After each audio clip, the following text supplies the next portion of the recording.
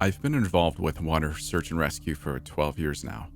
I've seen a lot of upsetting and even unexplainable things in my time, but those pale in comparison to what I saw recently.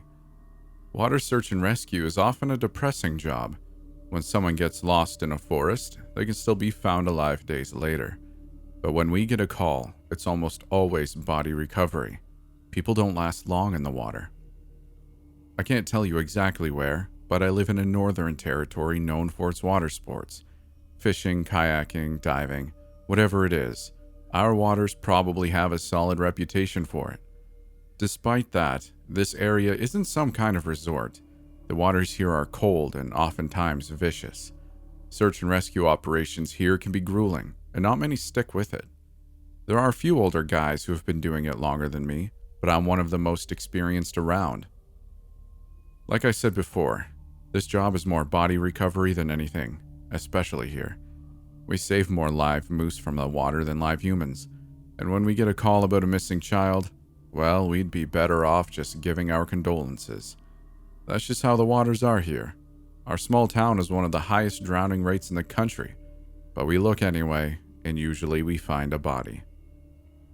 I've considered quitting many times in my career. Most people quit after their first recovery. In training, we try not to emphasize just how much water can distort a corpse, but nothing can prepare you for the harsh reality. It's not uncommon for us to find bodies bloated beyond recognition. Sometimes they barely even seem human. A lot of divers wouldn't last long after seeing something like that, but I continued to do it after all these years. I figured if I didn't, then no one would. However, the things I saw last week have made me reconsider that decision. I got a call around 11 a.m. A father had taken his 10-year-old son fly fishing. At one point, the father managed to stab a hook all the way through his finger.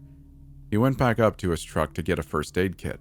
The boy was gone when he returned a few minutes later. When I first heard the story, I hung my head in silence for a moment.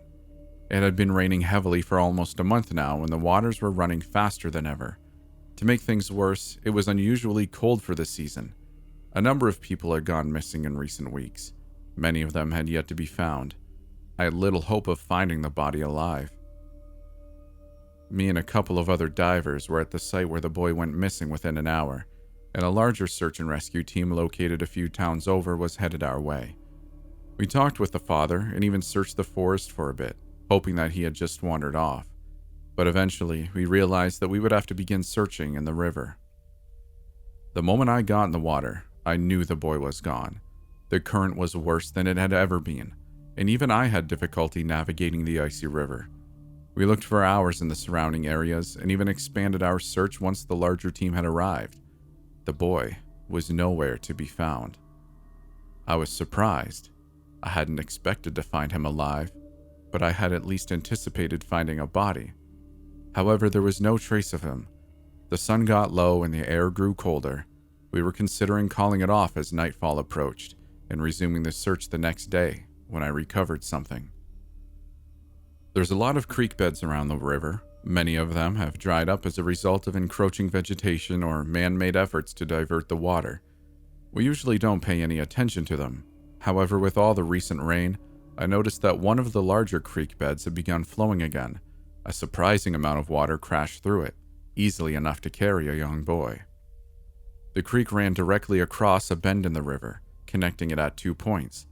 I followed it and realized the boy could be located outside of our initial search area. As I approached where the creek reconnected with the main river, I felt a sinking feeling in my gut.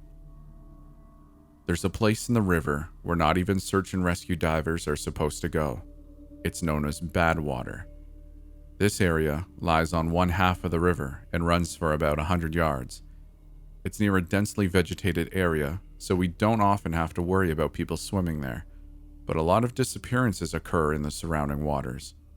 Despite that, I've been warned not to dive there since I began doing search and rescue. Supposedly, the undercurrent is so strong that even the most experienced swimmer would be swept away in an instant. Don't go near bad water. It was a mantra of the older divers.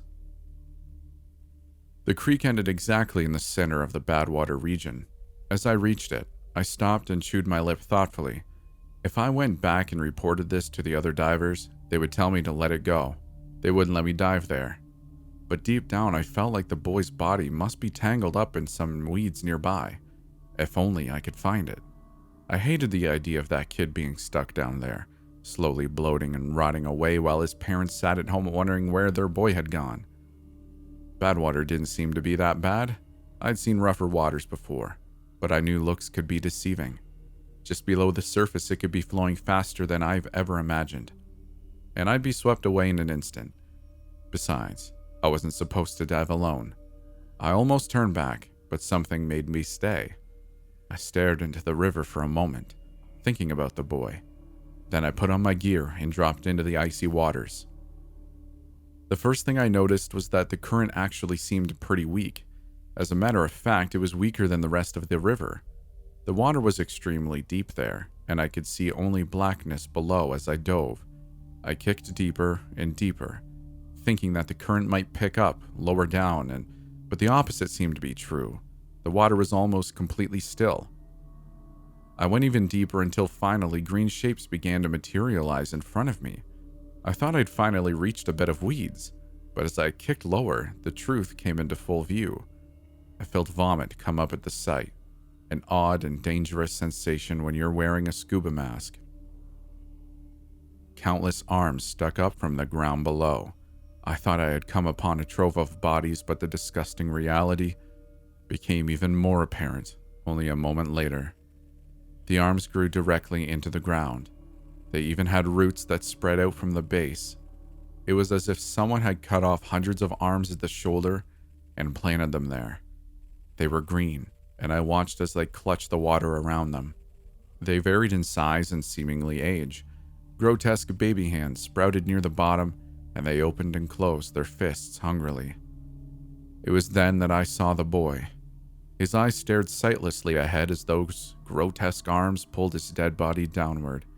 It seemed they had just gotten a hold of him. The arms yanked at him, burying him in the surrounding sediment.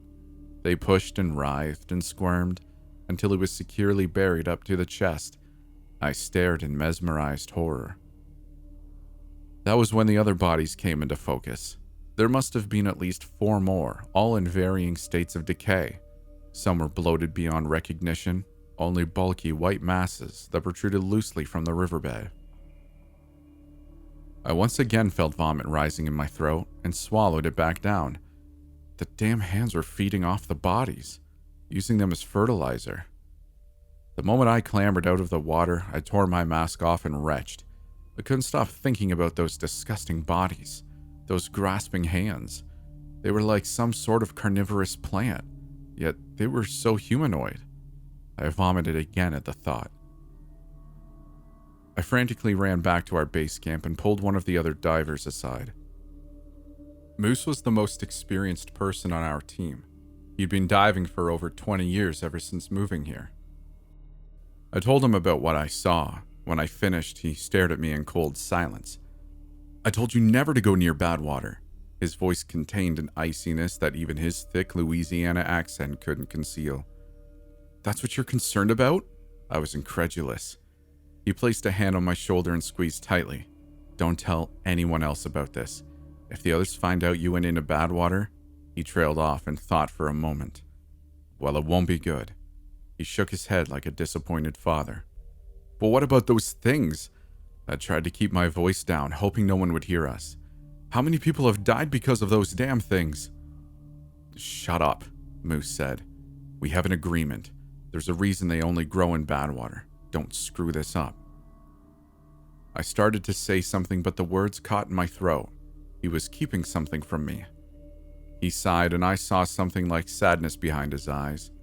Sometimes you have to decide between lesser and greater evils. Even the best possible decisions can still keep you up at night. He went silent for a moment and only stared at me. Don't tell anyone about this. Maybe one day you'll understand. He walked away after that and called off the day's search. Despite what I told him, we continued to search for the next 2 days. By the 3rd day, we called it off completely and gave our condolences to the family. I don't know what the hell is happening. Moose has been acting different towards me ever since.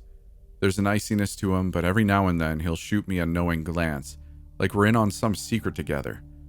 I've noticed the other divers acting strangely too. What did he mean by agreement? What the hell were those arm things? I'm considering quitting and moving away from here. I can't live with the knowledge that those things are down there, slowly feeding off the body of a young boy among countless others. I wanted to just forget about the things I saw, but no matter how hard I try, I can't erase them from my mind. I'd like to think that I'm a good man, but there comes a point where sheer terror outweighs one's sense of decency, no matter how good you are. I think I've reached that point. I wasn't planning on writing this, but more things have happened, and I found something horrible. There's no other way to explain it. I don't know how much longer I can remain here. I can't sleep anymore. I just keep dreaming about those things I saw. I've been plagued by nightmares about them for the past 2 nights. It always seems so real. At first I'm asleep in my bed, then suddenly those arms are rising up from the darkness around me, pinning me down and covering my mouth. I struggle, but they're so strong. I especially remember the damn smell. It's like old grass clippings and rotten fish mixed together. The next thing I know, I'm awake, retching with tears streaming down my face. However, even those terrible dreams are nothing compared to what has happened in the past 2 days, especially compared to what I saw last night. I don't know what to make of it. I've packed my bags. I think I might leave soon. I need to get away from this damn place. A couple days ago, not long after my initial post, I received a call about a body found near the river. I felt a cold sensation in my gut when I got there and realized that it had been found right where the boy disappeared. I approached the bank to see Moose and 2 others standing over a body. Their backs were to me, and I could hear one of them speaking angrily. He was practically shouting, "Damn it, damn it, damn it!" It was Clyde, one of the more experienced SAR divers. As I got closer, I saw that the other one was Ryan. I felt chills run down my spine. All 3 of the senior divers were in one place. I recall the things Moose said to me last week, as well as the knowing glances I've seen those 3 share. Something was up. "Do you think it was him?" Clyde asked. "Let's not jump to conclusions," Moose said. "I heard voices by the river last night," Ryan said suddenly. The other 2 went silent and stared at him. "The lures?" Clyde asked. His voice was hushed and I could barely make it out. Ryan nodded. "Almost definitely." "That breaks the agreement, though," Clyde said. "He's not supposed to use those anymore." "Well, he is, for whatever reason." Ryan turned to Moose. "Any idea what's going on?" Moose started to respond when a twig snapped beneath my weight. The 3 older men whirled around to look at me. That iciness was still in Moose's eyes, but I also noted a twinge of fear. "About time you got here," Clyde said from beside him, seemingly unaware that I had been standing there for a while. "We've got bad news." He stepped aside so I could see the body more clearly. My blood ran cold the moment I laid my eyes on it. I was already reeling from the conversation I had just overheard, and the sight of the body only compounded that confusion. It was Michael, one of the new search and rescue divers. He laid on his back in full scuba gear minus a mask. I moved forward and knelt beside the body. Michael was new to search and rescue, and he had actually recently attended a few classes I taught. Tears stung my eyes as I stared down at him. What the hell happened? As if in response to my silent question, Moose spoke up. For some reason he was diving in the river. We think he got swept up in a strong current and hit his face on a rock, knocking his air regulator off and causing him to drown. We haven't found the regulator or his mask anywhere. I continued to stare down at the dead man in front of me. "Why was he in the water?" I asked. The 3 men exchanged glances. "We don't know," Clyde said.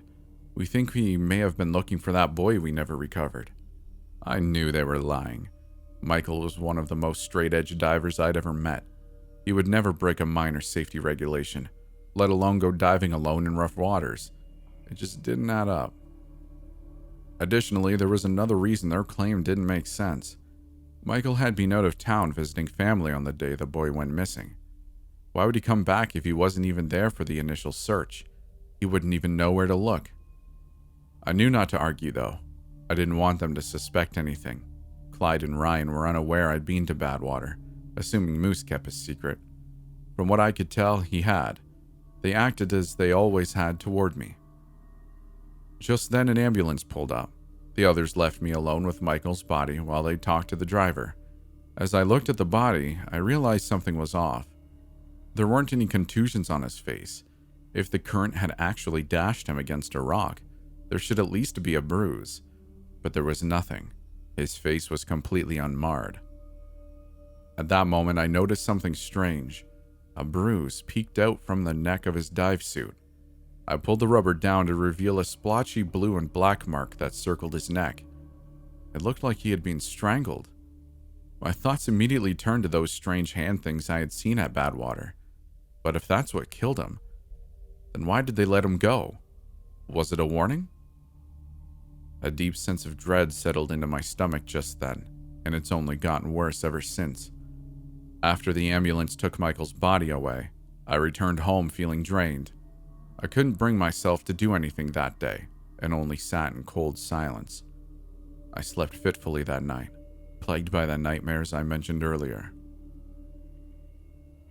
Most of yesterday passed in the same cold silence as the day before. I felt numb. The conversation I had overheard between the older divers kept playing over and over in my head. What did they mean by lures? Who was this him that they kept referring to? I recalled what Ryan had said about hearing voices near the river. That must be the lures they had been talking about. As I sat there, my numbness faded and was replaced with anger. Michael was dead, and it had something to do with Moose and his secrets. It probably has something to do with those lures too. I grabbed my coat and headed out the door. I was going to see what Ryan had meant when he said he heard voices. I wish I hadn't gone. I should have just stayed home and let it go. There are some things in the world that should just remain unseen. I wandered the riverbank for 30 minutes, hearing nothing but the sounds of nocturnal animals. I was about to head back when I heard something just out of earshot. It sounded like someone's voice. The sound grew louder as I headed up the bank until I could finally make out what it was saying. "Help! Please, I can't swim!" Instincts took over and I began to sprint in the direction of the voice. I eventually lost track of where I was and stumbled blindly through the underbrush, barely even using my flashlight and relying on my hearing. Finally, the voice came from the water right next to me. It sounded like a child. I was about to wade into the river when something stopped me in my tracks. I listened to the voice carefully. "Help! Please! I can't swim!" It was the exact same words over and over again, as if it was being played on loop.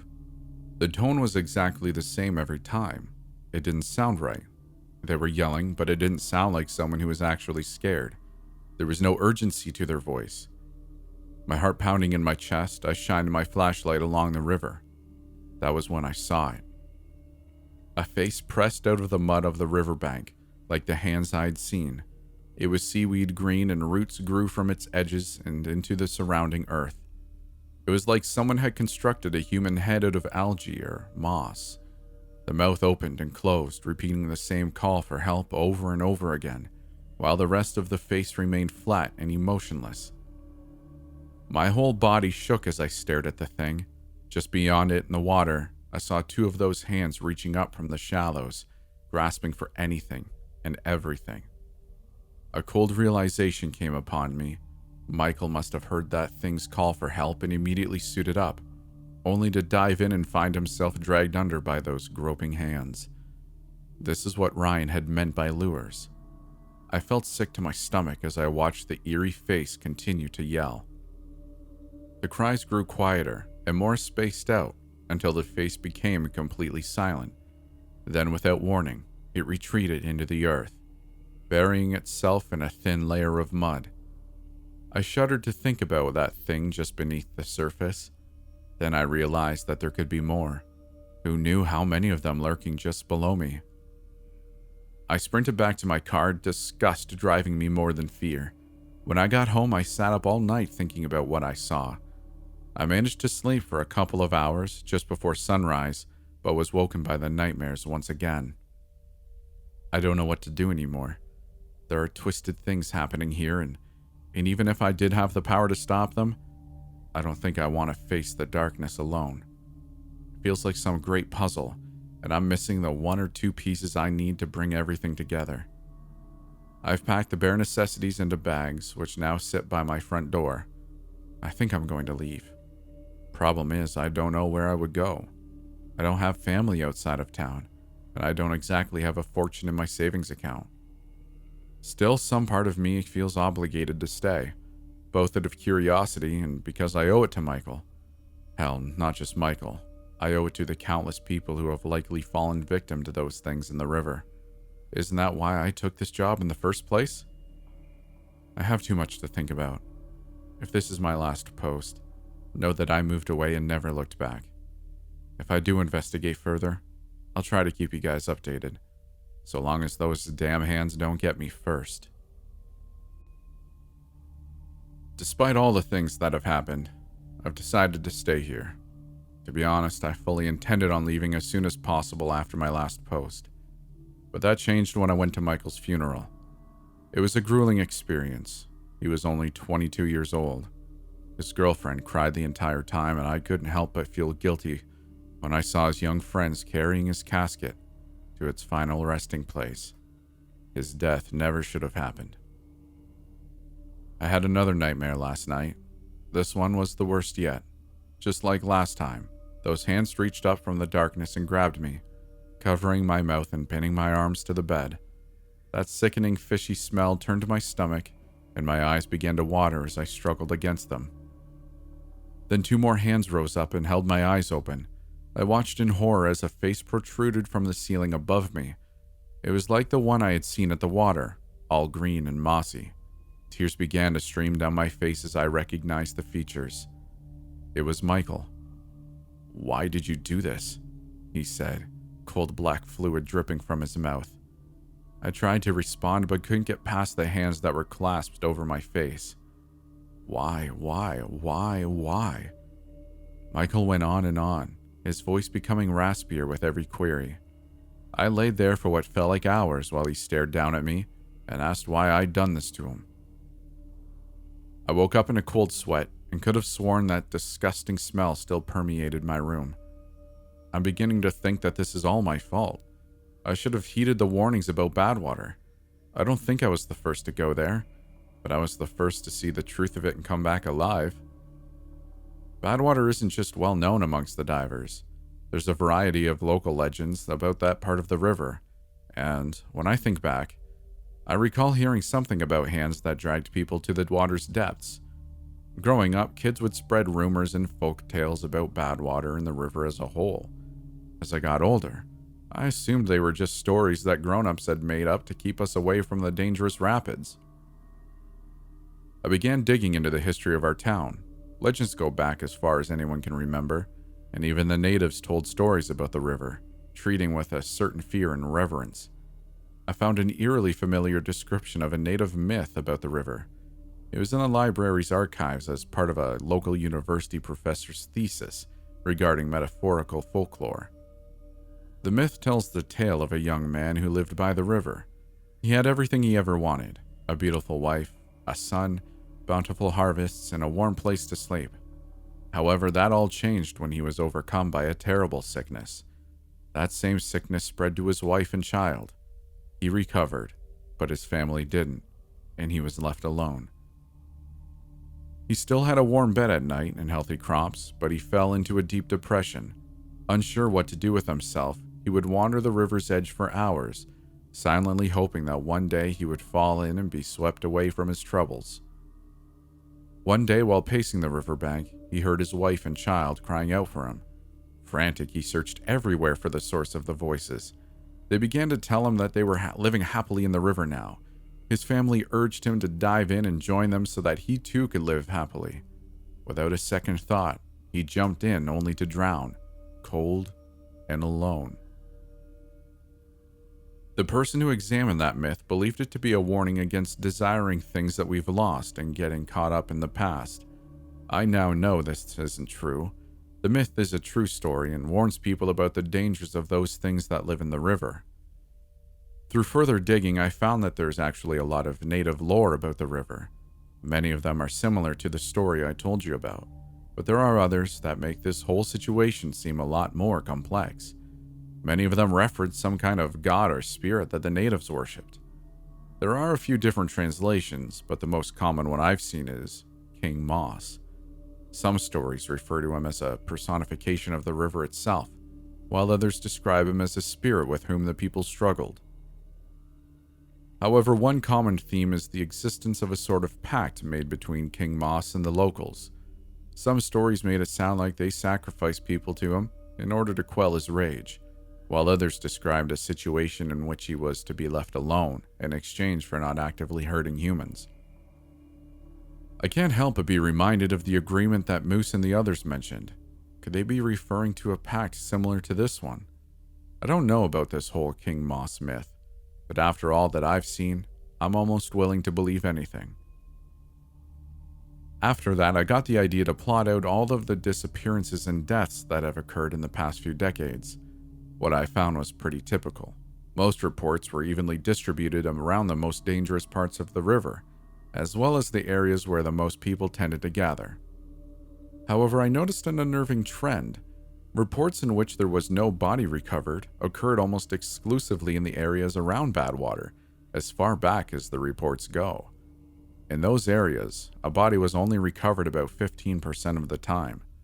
This was commonly attributed to the strong current there, which supposedly carried them too far to be found. But now I know the truth. The hands got those people and dragged them down to feed. However, while I was doing this, I noticed something more intriguing.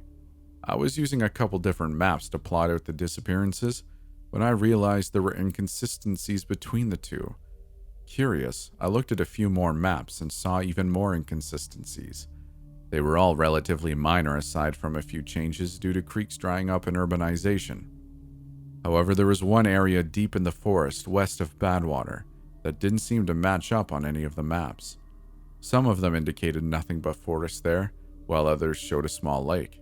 A few of the older maps even depicted a cave system. I used Google Earth to look at the area, but something strange occurred. When the picture was incredibly pixelated, everything around it was clear, but it became blurry as soon as I toggled over the area where the maps were inconsistent. It was still somewhat visible, but I had difficulty discerning anything other than tree coverage.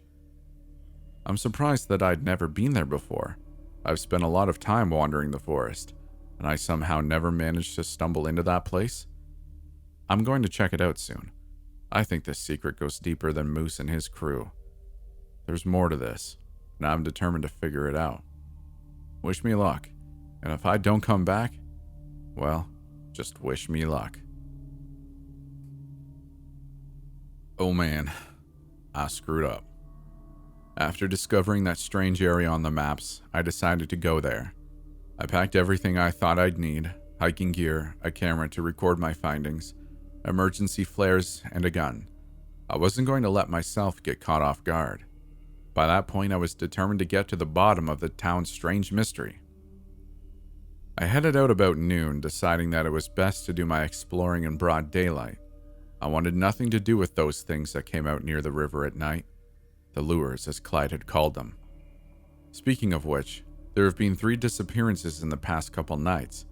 I have no doubt that it's the work of those eerie faces. The other SAR divers have been searching relentlessly, but I've called out sick every day. I want nothing to do with Moose and his crew until I figure out what's going on. I feel a little guilty about it, but I'm hoping that my investigation will save more lives in the long run. I headed toward that strange area I had discovered, choosing to move through the densest part of the forest in order to avoid running into anyone. The hike was surprisingly long and arduous. I could hardly find my footing after all the rain we'd had. Within 15 minutes, I was soaked to the bone, covered in mud, and had nearly broken my camera twice. The trip took incredibly long, longer than I had expected. It seemed as if I was circling around the area without ever getting closer. I scrutinized my phone closely. I had been using it to guide me, but somehow I kept getting off course. My destination should have been directly to my east, just over a mile away.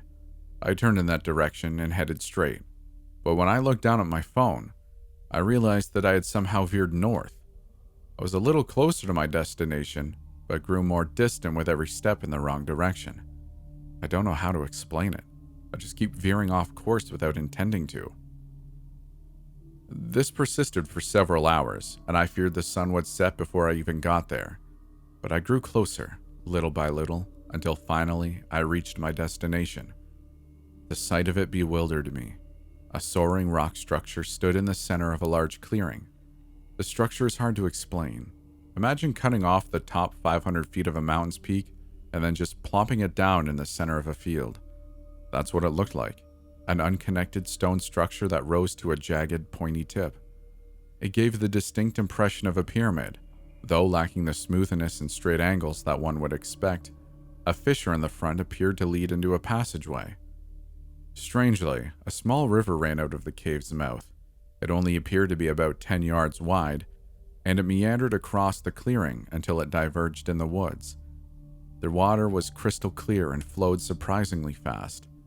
I followed it until I reached the mouth of the cave. I looked inside to find only darkness, the passage going back as far as I could see. It seemed to be relatively straight with no tunnels branching off. I entered the cave and noticed that the air immediately grew colder. It must have dropped at least 10 degrees from the outside. I shivered and zipped up my jacket. The river continued as far as the passage did, and I followed it as I delved deeper into the strange mountain. I noted that there were no stalactites or stalagmites in the cave.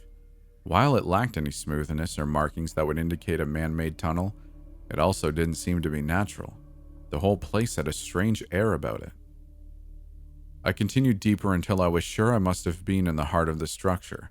At that moment, I noticed an eerie bluish light in the distance.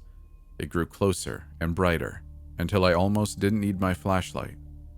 The passage grew narrower, until I was just barely tiptoeing around the edge of the river.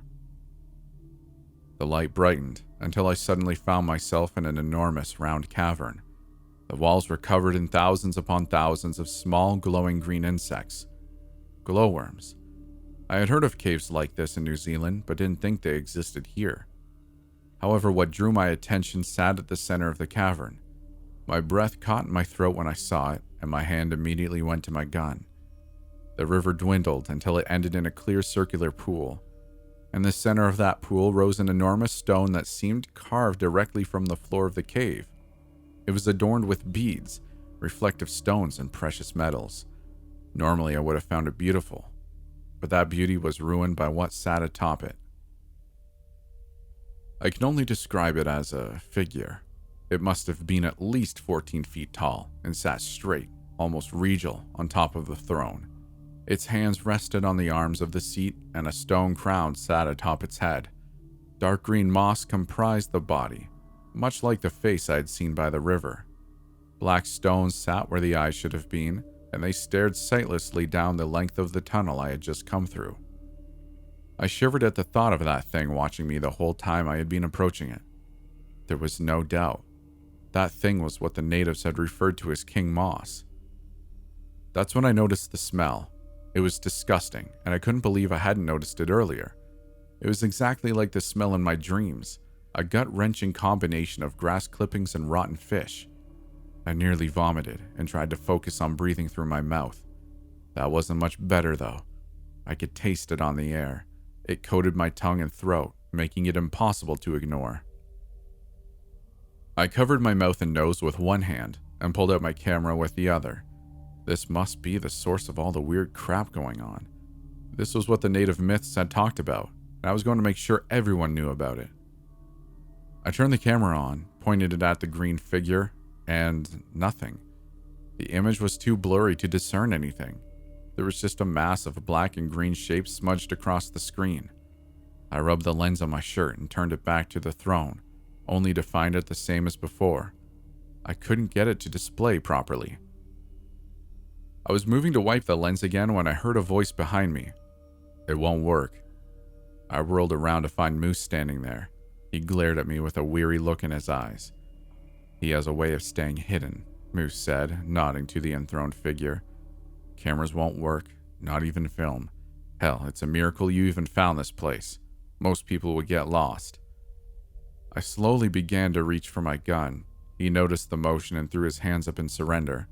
"Whoa now," he said. "I mean you no harm." "Yeah, right," I responded. Moose furrowed his brow. "Listen, you can keep your hand on that gun all you like. You can even point it at me if that makes you feel better. Just hear me out, and promise not to shoot me for no reason." I kept my hand resting on the gun at my hip, but nodded. "You won't believe me when I say this, but I've been trying to protect you." Moose sat on the cold stone floor looking tired. His normally clean-shaven face sported a shaggy beard and dark circles ringed his eyes. "Just like how you tried to protect all those people down at Badwater?" Moose remained silent for a moment, and his eyes took on a distant look. "You have no idea how much I wish I could have." I stared at him for a moment. He seemed genuinely sad. There wasn't any malice to him. He was just a weary old man. I kept my hand near my gun, but decided to hear him out. "What is all this, Moose? Why couldn't you save them?" He nodded to the throne once again. "Do you know what this is?" "King Moss." The name sat heavy on my tongue. I felt it as if I had just spoken something terrible into existence. He chuckled. "I see you've done your reading. Yes, that's what the natives referred to as King Moss. But do you know what he is?" I reluctantly shook my head. "There are creatures that existed long before humans on this earth, and then there are beings that existed long before even them." He stared at King Moss. There was neither fear nor reverence in his eyes, just weary acceptance. He existed before almost anything else on here. He was an ancient when the first fish took steps on land, even more so when the first settlers made their way to this place. Maybe he's a god, or maybe he's just another creature like us. All I know is that he has powers beyond fathom. "You can't kill him?" Moose shook his head. "That thing over there isn't him. I mean, it's certainly a part of him, maybe something correlating to a head. But cutting off the head won't kill something like him. He's the river. He's the groundwater. He's the plant life in the water. He's everything. His influence extends beyond even the river. There's no stopping him. We can only abide by the pact." I remembered the agreement I had read about in the native myths, as well as the one that I had heard the older divers referencing. And what exactly is this pact?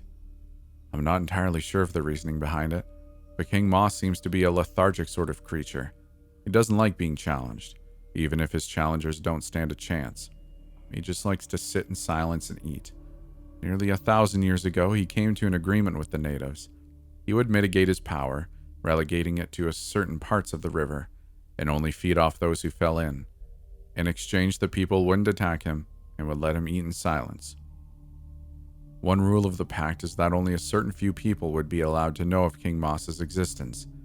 These people were to guard his secret and ensure the covenant remained unbroken. They were the protectors. The role was passed down generation to generation, and once the natives left, it was passed to the settlers. Clyde and Ryan are their protectors now, just like their fathers and grandfathers before them. I had trouble processing all that he had told me.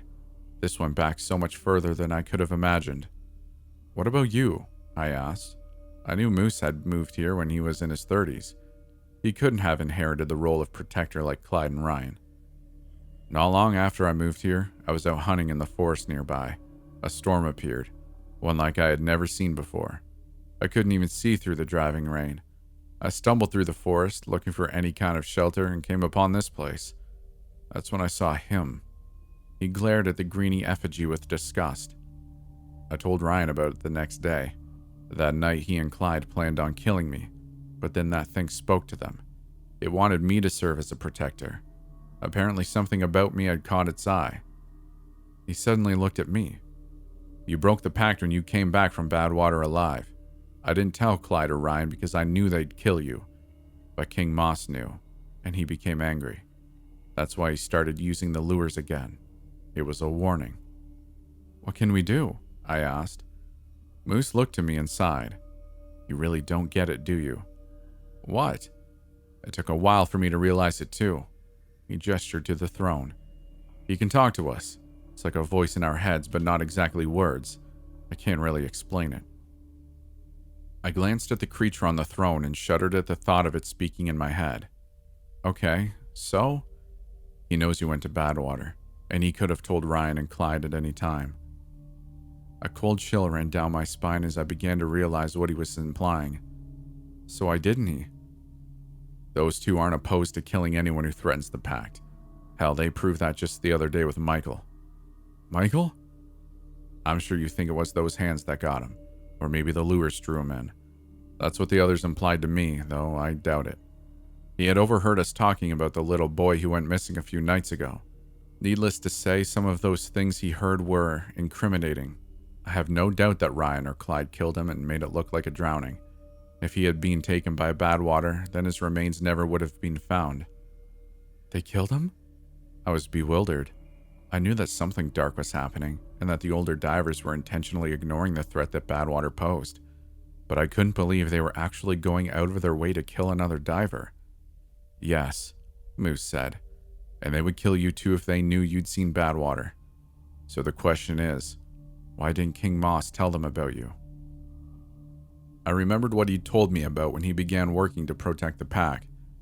How Clyde and Ryan had tried to kill him, but King Moss had stopped them. He wants me, I said.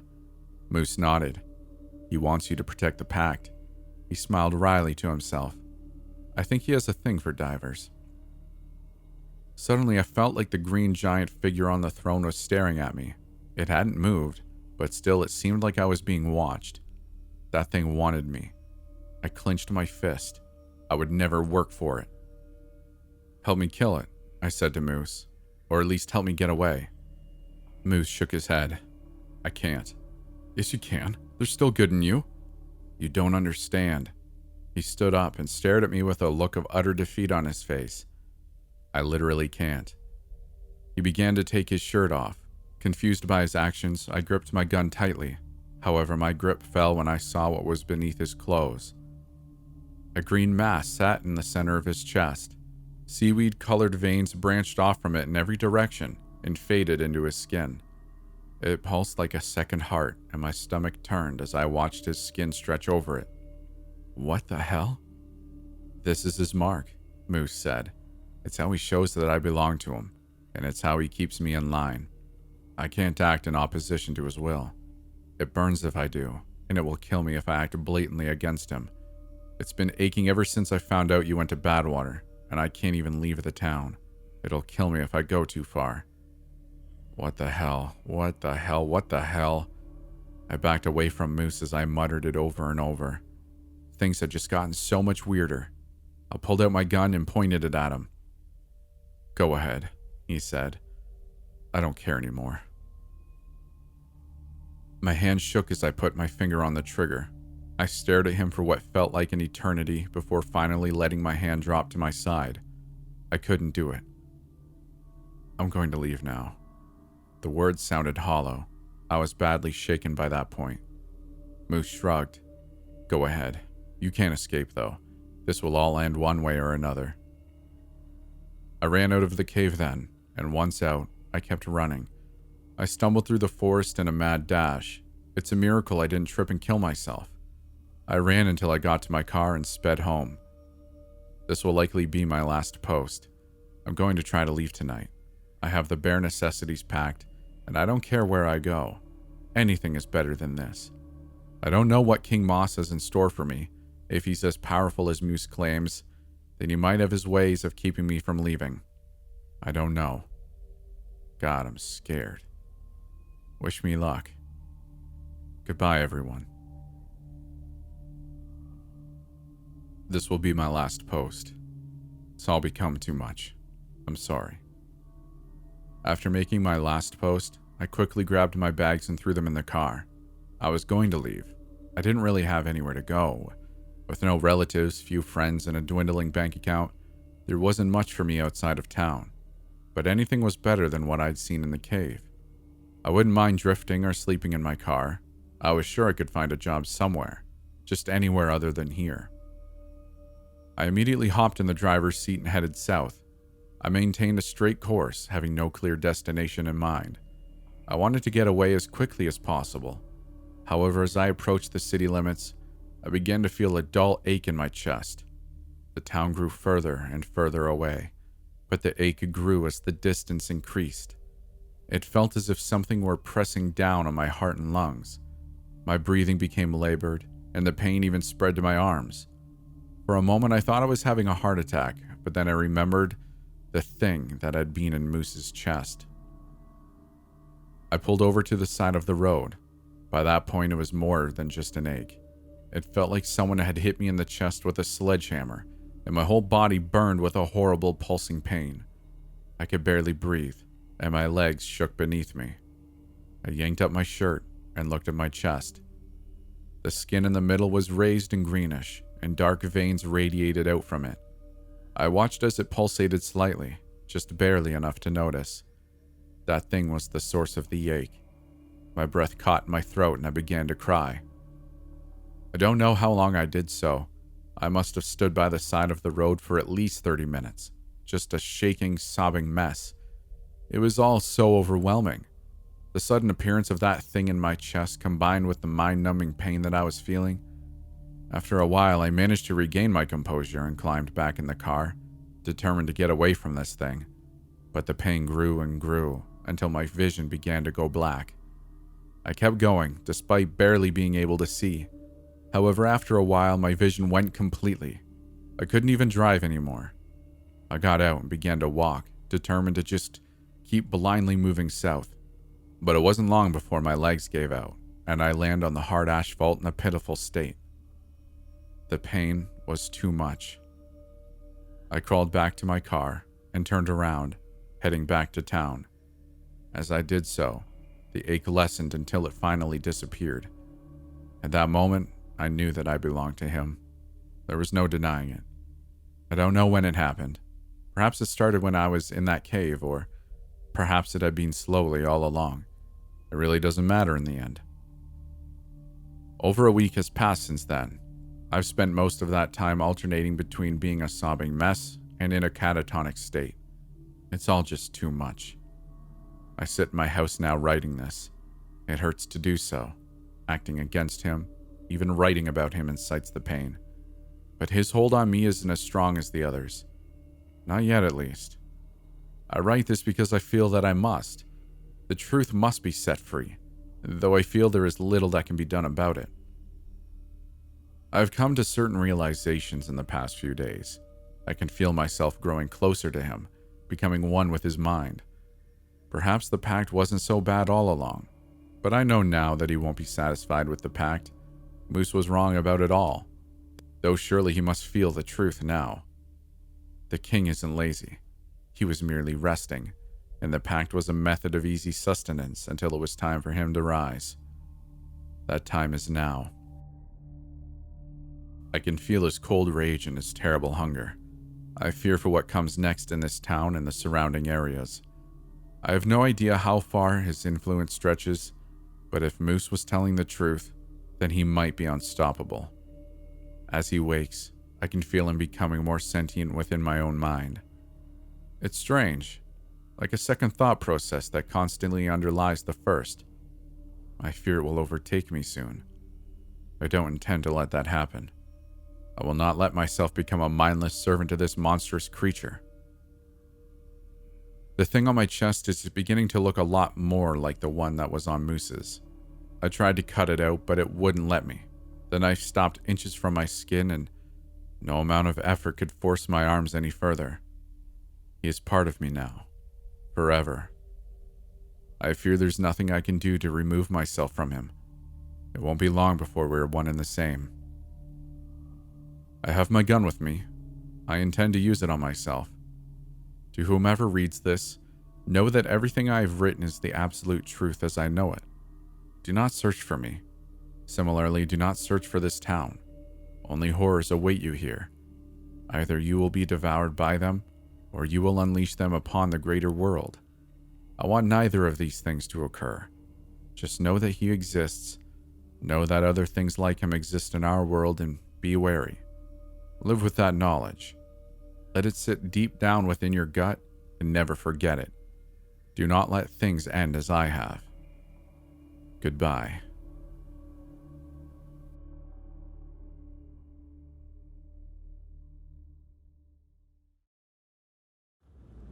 Thank you for making it this far.